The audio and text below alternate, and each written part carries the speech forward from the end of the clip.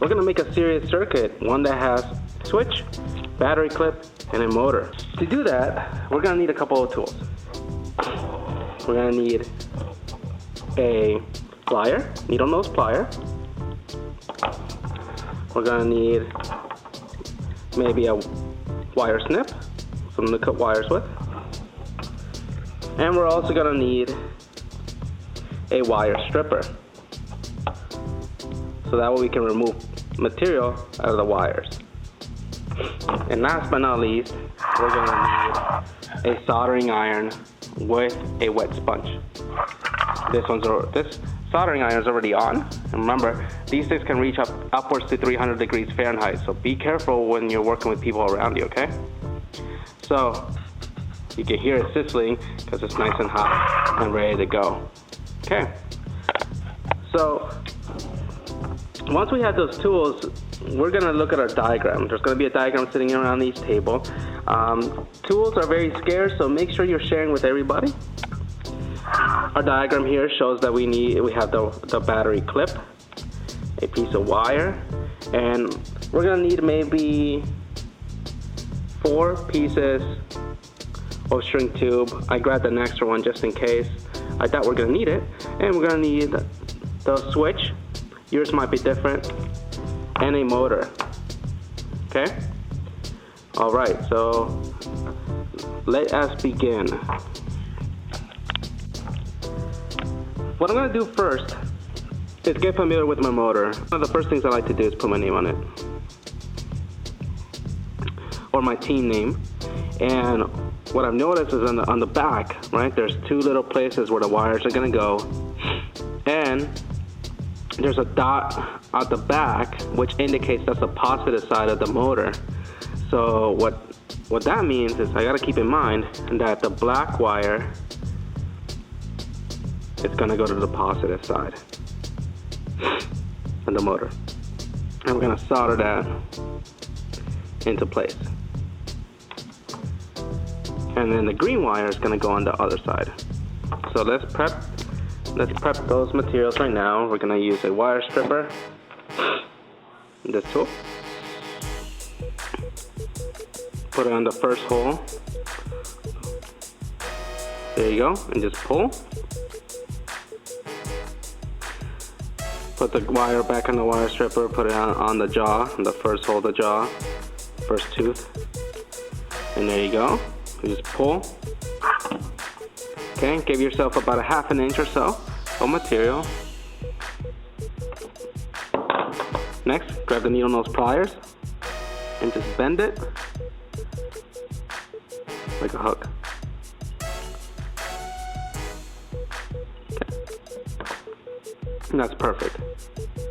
Finish this off once again, so I'm just gonna bend the wire over into little hooks. Okay. Put my string tubes. So I have my wires here, and what I want to do is connect this black one onto the motor. And obviously I do not want to forget my string tubes either. So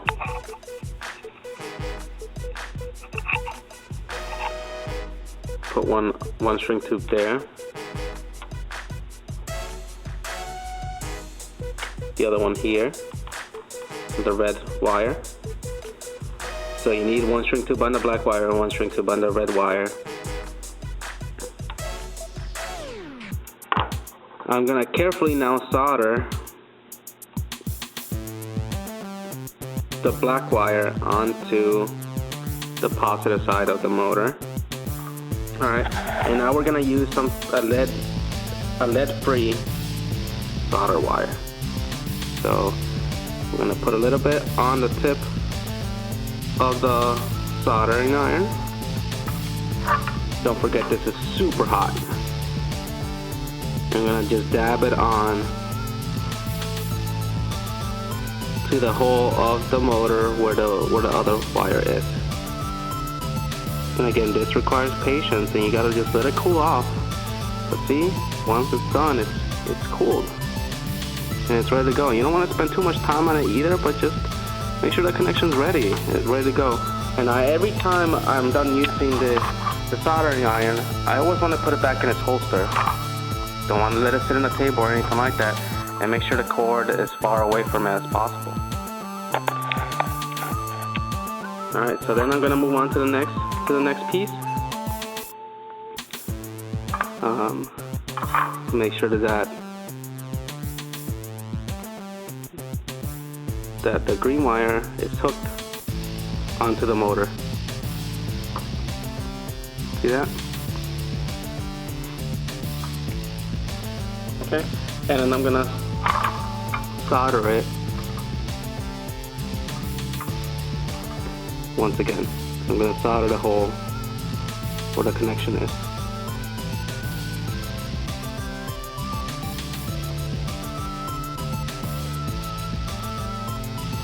And check that out. Okay. Put the solder iron back in its holster.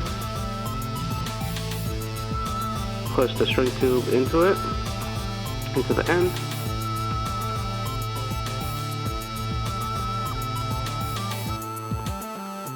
Look at that, we're halfway there. The next part we're gonna do is solder the switch.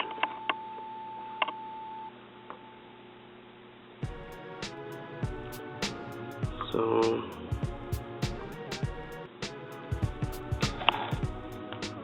here's the switch.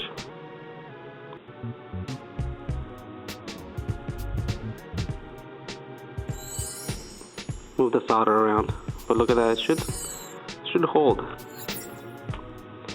Alright, now I'm gonna do the other wire.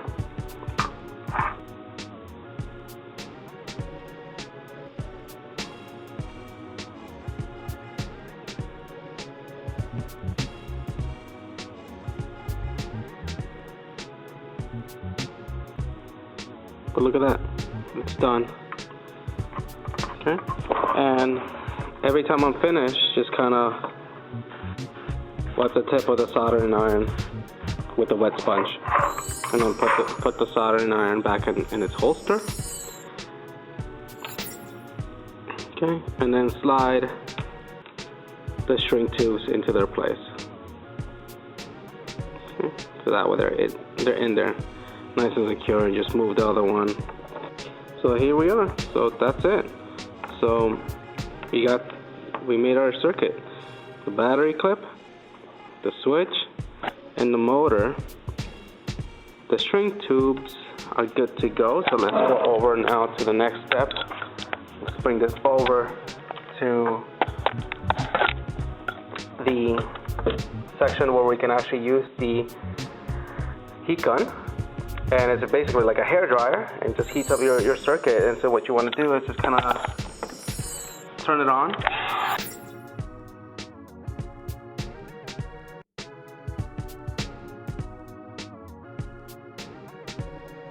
Kind of blow around the shrink tube so that they shrink around the soldering area.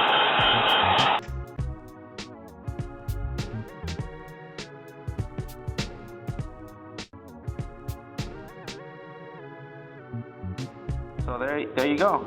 Now, if you spend too much time heating up the motor, then you're gonna melt the insides, and then your motor's not gonna function as fast as well as it should. You're not gonna be able to create as much power onto your boat. So be careful with that. Ask for help. Again, just ask for help. That way you don't burn the motor, and your boat is still just as fast as it's supposed to be. So that's it. That's end of step 2. You created your circuit for the boat.